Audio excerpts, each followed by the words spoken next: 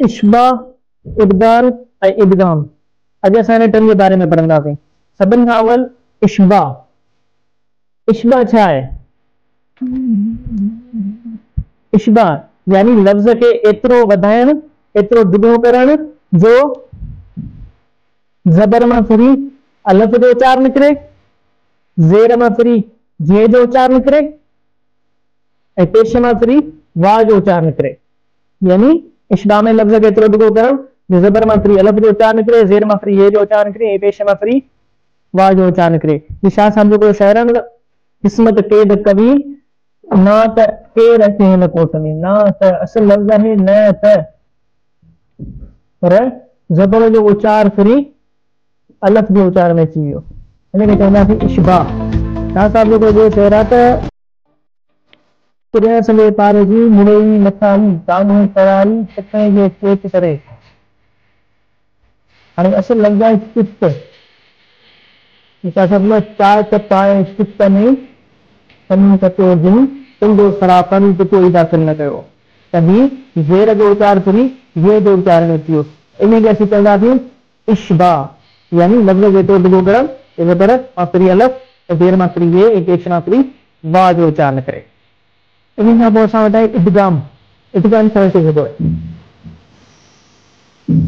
इदगाम यानी कि वो लफ़्ज़ हम जिन्स या हम मखरज हुजे उनखे पाण में मिलाइण।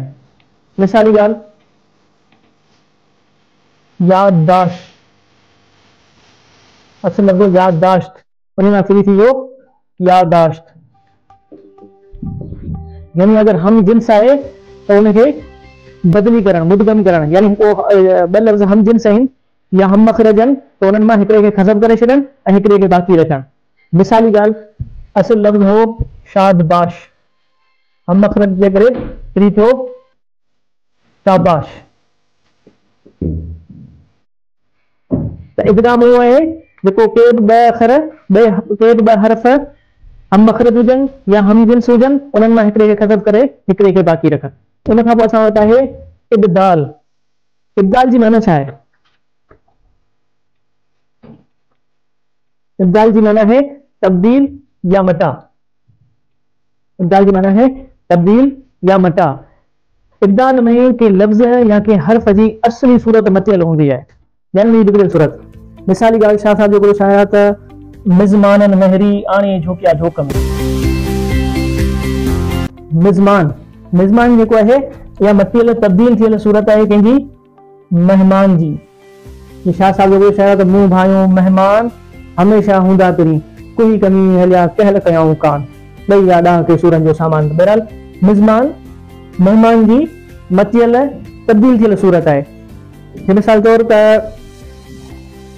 शाह साहब जो ॿियो बैत आहे त सावण खे सारीन माण्हू मिर्ग मयूं। माण्हू मटियल सूरत आहे कंहिंजी माण्हूअ जी। त इब्दाल में छा थींदो आहे? जो हर्फ या लफ़्ज़ जी असली सूरत तब्दील थियल हूंदी आहे। त इहो असांजो इश्बा, इब्दाल ऐं इदगाम।